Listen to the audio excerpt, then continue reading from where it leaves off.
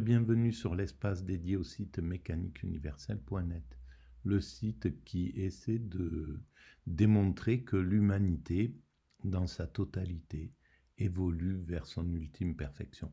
Le phénomène humain se dirige vers son ultime perfection, la paix universelle, la fraternité absolue, la fin de l'homme pour l'homme, l'accession au 100% écologique, la mise en commun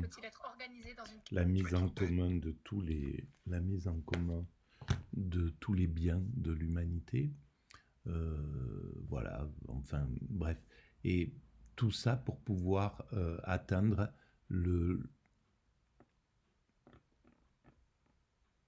une façon d'exister pour chaque être humain zen, c'est-à-dire sans peur, en ayant résolu tous ces conflits internes, toutes ces pathologies, tous ces questionnements, donc une humanité qui est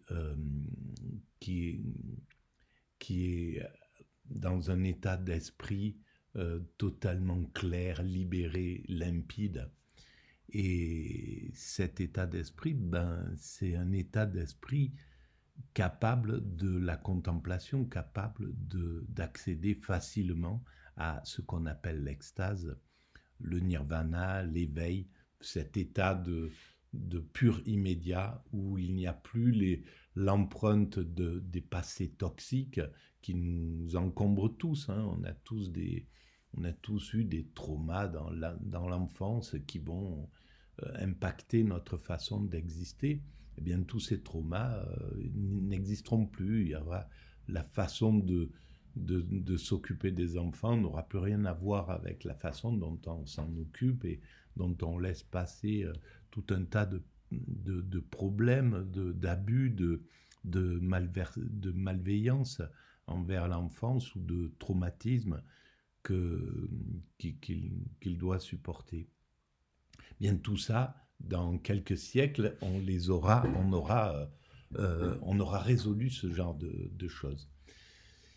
Et donc, l'homme sera une sorte de limpidité face aux autres hommes. Il y aura plus non plus besoin il y aura plus l'envie, le désir de convoiter des choses, puisque tout sera mis en commun, tout sera là. Il y aura plus les différences qu'on utilise aujourd'hui pour s'affirmer, avoir une plus grande maison que l'autre, une plus jolie voiture, enfin bref, tout c'est du pouvoir sur autrui, etc. Tout ça sera aboli et donc les pathologies auront disparu. Voilà, à mon sens, l'itinéraire vers lequel l'humanité va irrémédiablement. C'est le chemin vers lequel nous allons. Alors, qu'on réussisse ou pas, je ne sais pas. En tout cas, ce que je dis, c'est que c'est la route vers laquelle nous allons. Voilà, on construit une sorte de paradis pour nos futurs descendants. Et après, la résolution de cela, on ne peut pas la confirmer. On ne peut pas dire oui, c'est à 100%, on arrivera là. Mais en tout cas, c'est le chemin qu'emprunte l'humanité quand j'analyse les points d'évolution de toute l'humanité depuis qu'on s'est séparé des autres primates. En analysant tout ce que l'humanité fait évoluer, eh bien, on se rend, à mon sens, on peut dire que si on continue à travailler la maîtrise du comportement, la maîtrise de l'environnement, la maîtrise du questionnement, eh bien, on atteint à un certain moment cet état de perfection dont je parle. Et qui mettra encore quelques siècles, peut-être 5, 6, 10 siècles. Mais enfin, en tout cas, on est sur cette route-là. Voilà. Donc, je vais continuer à préciser cette théorie à l'écoute des chemins de la philosophie consacrés à Saint-Augustin, dans l'épisode 3 de la crise à la conversion. C'est avec Jean-Luc Marion. Et donc, c'est la 5e vidéo, et je lance, j'écoute, je découvre en même temps que vous, et je commente éventuellement, ou je fais des digressions.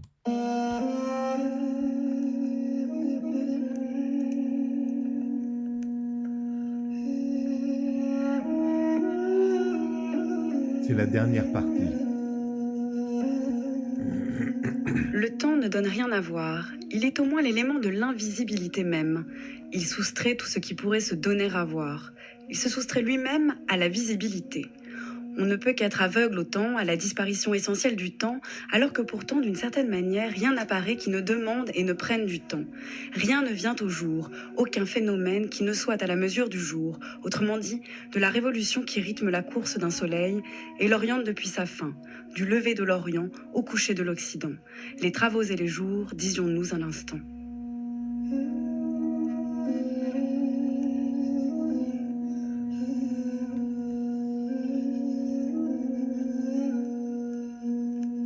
Jean-Luc Marion, on a entendu un extrait du livre 10, section 26 à 28, interprété par Olivier Martineau. On entend, malgré l'événement de la conversion de Saint-Augustin, que l'ignorance ne cesse pas, il est sans cesse encore tiraillé. Alors qu'est-ce qui, dans l'événement de la conversion, ne fait pas rupture? Et comme dans le texte que j'ai lu, un extrait de la grammatologie de Derrida, qu'est-ce qui ne se donne pas à voir dans cet événement de la conversion? Alors, laissons pour l'instant le texte de Derrida, qui a sa force, et revenons au texte de Saint-Augustin. Ce qui est... il y a trois choses à dire. La première, c'est que, comme nous le disions auparavant, le problème, c'est de découvrir Dieu et de le vouloir vraiment, c'est-à-dire de l'aimer. Et donc, on découvre Dieu en l'aimant. C'est avec retard que je t'ai aimé, beauté si ancienne et si nouvelle, c'est tard que je t'ai aimé. C'est tard que je t'ai aimé. Et en fait, voilà, c'est... Ce qui était précisé, c'est surtout dans la vidéo précédente qu'on éclaire un petit peu ça. Donc je vous renvoie à l'écoute de cette vidéo. En fait, pour véritablement comprendre ce qu'est Dieu, pour véritablement le ressentir en soi, pour qu'il nous anime, pour qu'il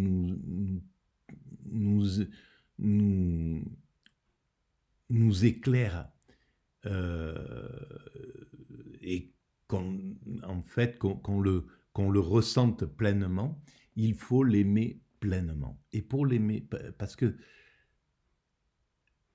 cet amour, il est très rare. Très peu de croyants, dans toutes les religions, atteignent cet amour absolu qui fait que on atteint l'extase en réalité, parce que Dieu prend possession de soi. On l'aime tellement, on le laisse tellement entrer en soi, parce qu'on a chassé à l'intérieur de soi tout notre ego, toutes nos pulsions, tous nos désirs ordinaires de la vie ordinaire, le pouvoir, le plaisir, voilà, tout ce qui fait le sel de la vie aussi, hein, le sel de la vie ordinaire. Quand on parvient à chasser tout ça parce qu'on rentre en amour réellement du divin, de Dieu, peu importe dans quelle confrérie, dans quelle religion, à partir de quelle religion on rentre en fusion avec lui, que ça soit dans le christianisme, le judaïsme, l'islam, l'hindouisme, le bouddhisme ou autre.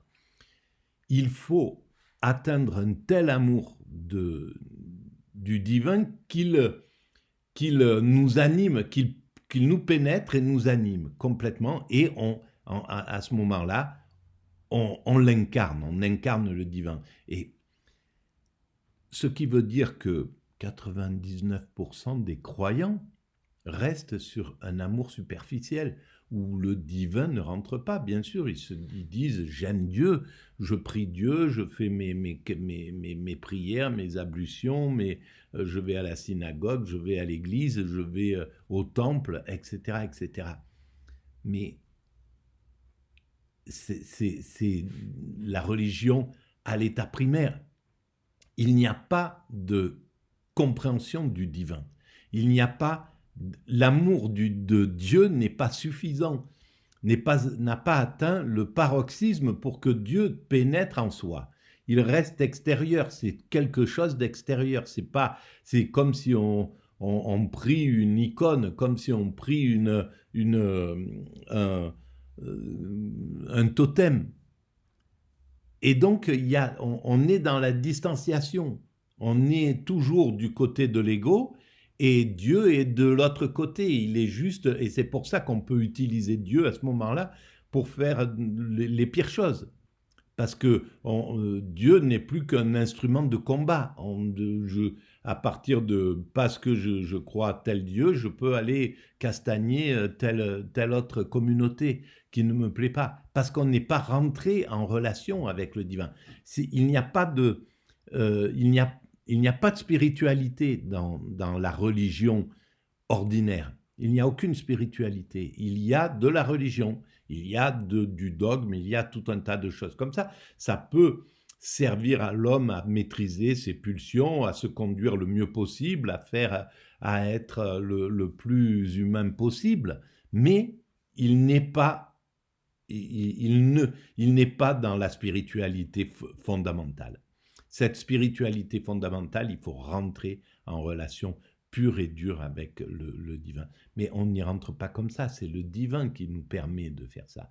Parce que ça veut dire qu'il faut lâcher tous nos autres intérêts, tous nos autres amours. L'amour de la voiture, du pouvoir, de la maison, du luxe, de la sexualité, etc., etc. Il faut abandonner tous les autres pouvoirs pour que la maison soit vide et que le divin puisse prendre véritablement appui sur nous-mêmes.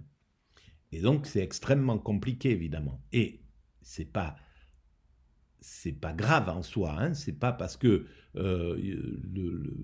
c'est parce qu'on est au contact de la réalité, donc du pouvoir, de l'ambition, de toutes ces pulsions-là, qu'on peut construire l'humanité et la conduire à sa perfection. C'est un des moteurs. Si on était tous en état d'extase, si on était tous en fusion avec le divin, on arrêterait de construire l'humanité. Et il faut continuer à construire l'humanité.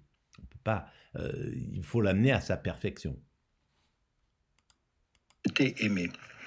Alors, la thèse, il y a plusieurs thèses là. La première, c'est qu'est-ce que c'est que la beauté ?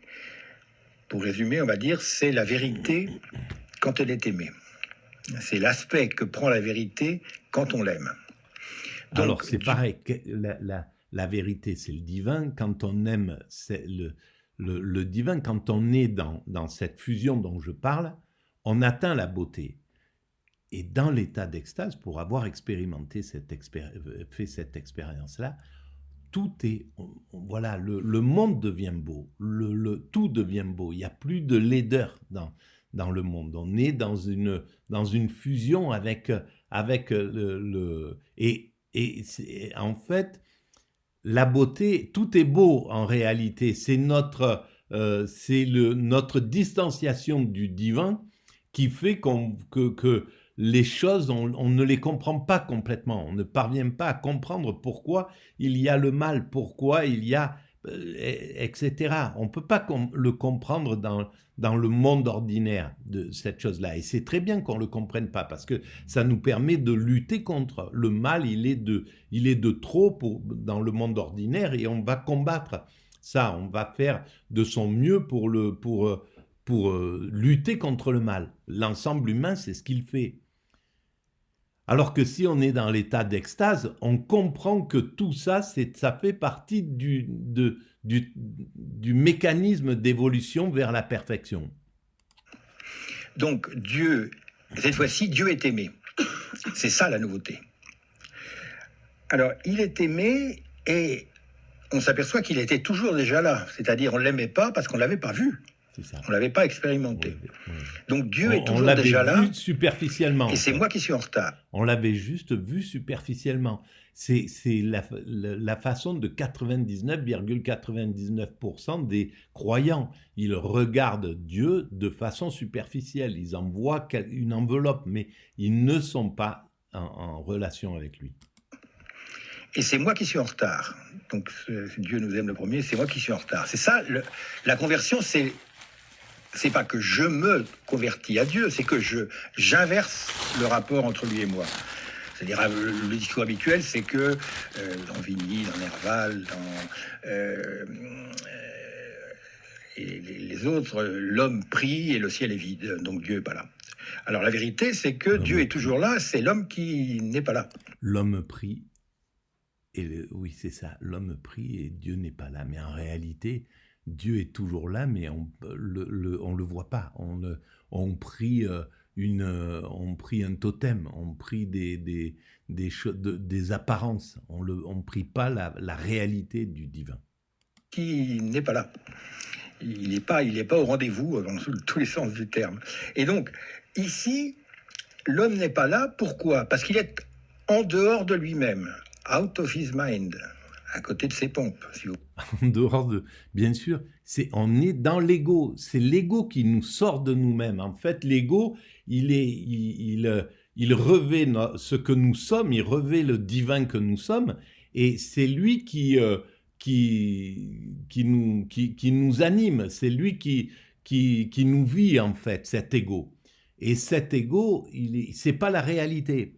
Et cet ego, il nous empêche, en fait, de laisser émerger, justement, ce divin. Mais cet ego, il nous permet de construire l'humanité.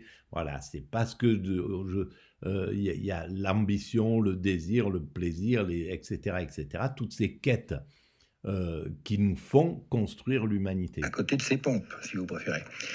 Or, Dieu est plus intime à lui que lui-même, et comme il n'est pas en lui-même, comme il n'est pas lui-même, il manque Dieu. Donc, le paradoxe, c'est que Dieu est toujours déjà là, et c'est moi qui ne suis pas là.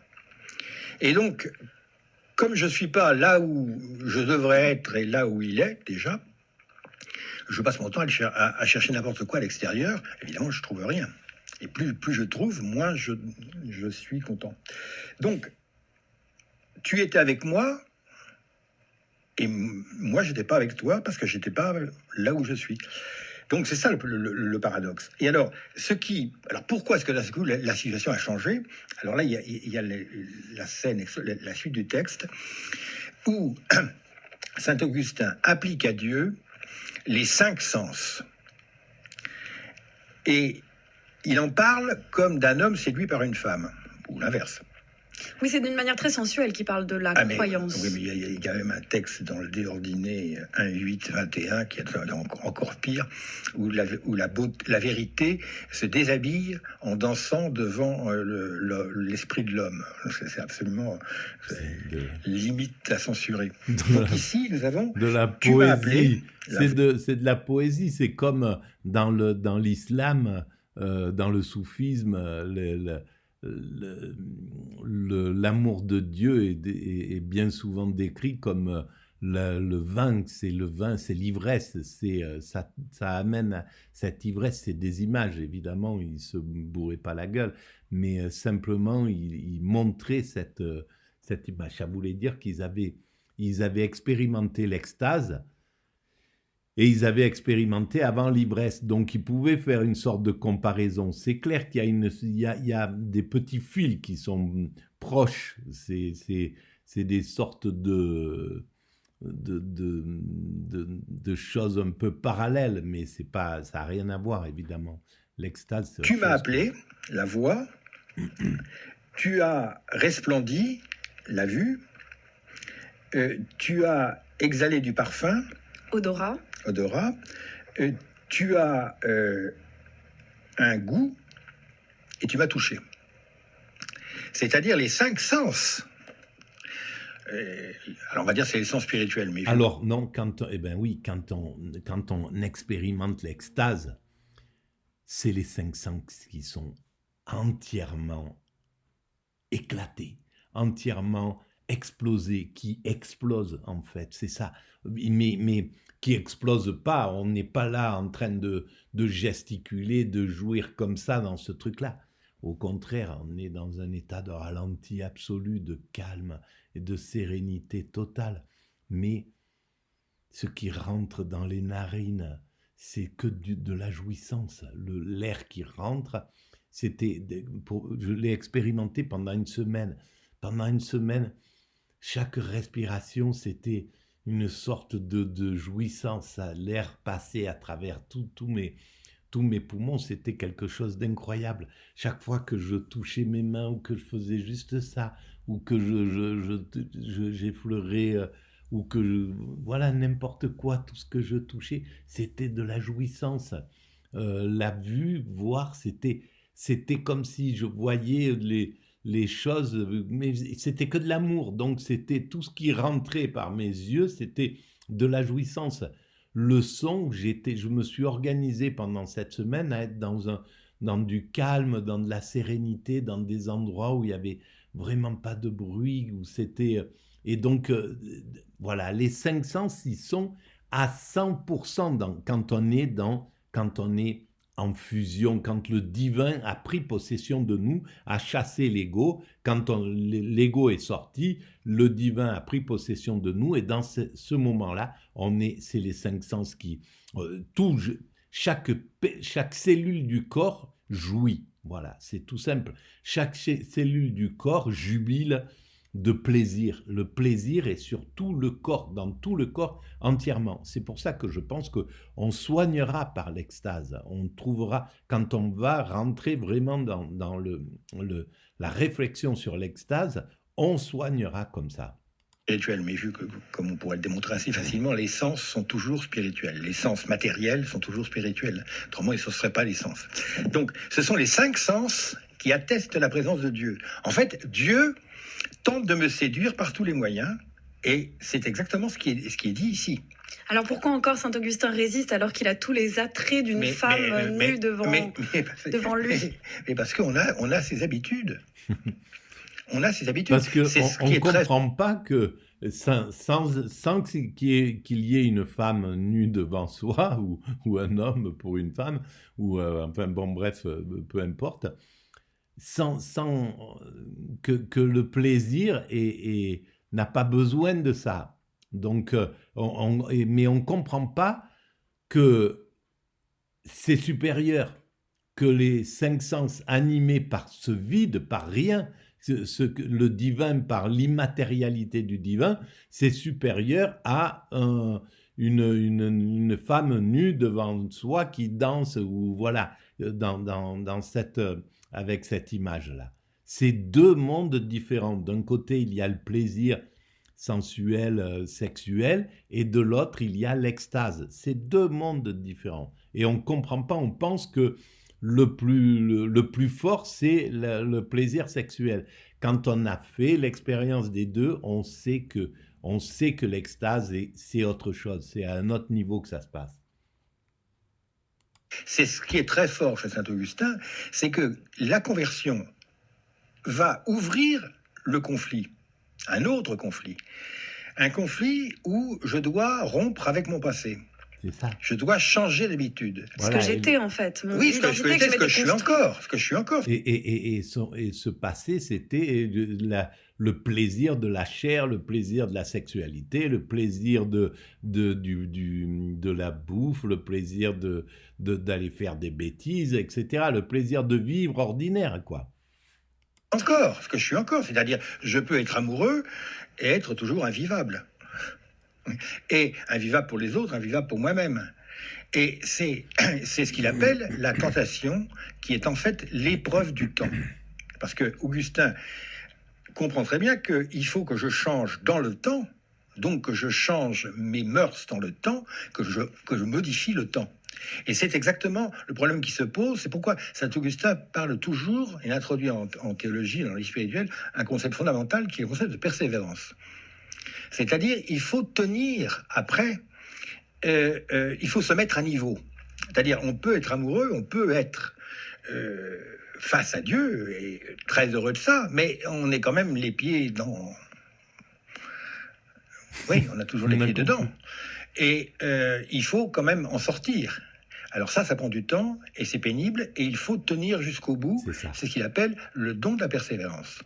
Et c'est ça, mais bien sûr, parce qu'on peut, voilà, moi j'ai vécu cette semaine d'extase, mais il y a une force m'empêche d'y retourner, où j'en suis sorti, et il y a quelque chose qui fait que c'est compliqué de rester dans cet amour absolu du divin. C'est très très compliqué, mais c'est compliqué pour tout être humain. Et c'est pas pour rien que l'abbé Pierre, à la fin de sa vie, d'ailleurs, il commet encore des choses impossibles. Mais il dit qu'il a toujours été plus ou moins torturé par ça, sœur Emmanuel aussi, etc., etc. C'est quelque chose, parce qu'on est incarné d'une certaine façon, et que c'est extrêmement difficile de tenir une vie entière dans cet état d'extase. Alors, c'est là où il y a quelque chose qui se jouera, je pense. Je ne sais pas comment l'humanité va le gérer, ça, parce qu'il faudra pouvoir gérer d'être en état d'extase. Si l'humanité va vers l'extase, il va falloir que l'homme trouvera la solution pour vivre ça de façon harmonieuse. Mais là, on a du mal à imaginer comment le monde peut s'articuler autour de l'extase. Voilà, comment il peut s'articuler. Ça serait une réflexion à faire. Je n'ai pas commencé ce type de réflexion. Comment l'humanité peut vivre avec l'extase, dans l'extase, baignant dans l'extase. Comment ça se passe? Comment on peut... comment se fait la vie à ce moment-là? Comment se reproduit-on? Comment on vit? Comment, etc., etc. Donc, la tentation continue après. Et alors, c'est très intéressant que le livre 10 va faire une théorie de la tentation comme permanente après la conversion, ce qui est évidemment une description parfaitement réaliste. De quelque chose qui est tout le temps possible et qui ne se réalise jamais. Non. Vous n'avez que quelques secondes uniquement, Jean-Luc Marion, pour répondre à ça. Dieu a fait tout ce qu'il pouvait faire, mais là, me changer moi-même, c'est à moi de le faire. Génial. Voilà, génial. C'est vraiment, bon, faut dire, Marion, il a capté, voilà. Il a absolument capté. Il a totalement capté le Saint-Og. Le Saint-Augustin. Bon, bref, ben voilà, hein, on est arrivé au bout. C'est la dernière, c'était l'épisode 3 sur 4. Il en reste un autre. Je pense que je vais le faire dans la foulée, ou je vais passer à autre chose, j'en sais rien. Mais en tout cas, eh bien, il m'a bien animé les neurones. Mais je pense que, j'espère que vous voyez ce que... J'espère que ça simplifie votre compréhension de Saint-Augustin, entre autres. Et à chaque fois que ce type de pratique vous fait simplifier, vous fait comprendre par la naïveté que j'exprime les choses un peu plus facilement. Voilà, si vous pensez qu'il y a un peu d'intérêt à ces vidéos, vous pouvez mettre des pouces, donc des avis, vous pouvez vous abonner, vous pouvez vous abonner à la chaîne, ça c'est important, c'est gratuit, hein. Vous pouvez envoyer le lien à vos amis, vous pouvez construire des liens entre vos sites et entre des sites et d'autres. Vous pouvez laisser des commentaires, vous pouvez participer à cette aventure si vous voulez travailler sur l'embellissement du site mécaniqueuniverselle.net, sur l'évolution de ce site, ou sur l'évolution de l'espace YouTube, ou il y a un espace aussi TikTok, etc. Si ça vous dit de pouvoir travailler là-dedans, ben, ça serait avec plaisir. Et puis, si vous voulez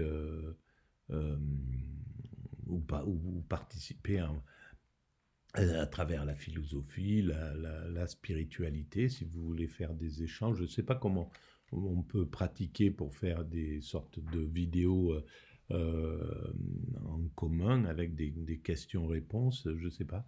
Mais voilà, tout ça est possible. Vous avez juste à m'écrire. Je vous remercie de votre présence et de votre bienveillance et de vos commentaires et de vos critiques, etc. Tout ça, c'est très important. Merci beaucoup.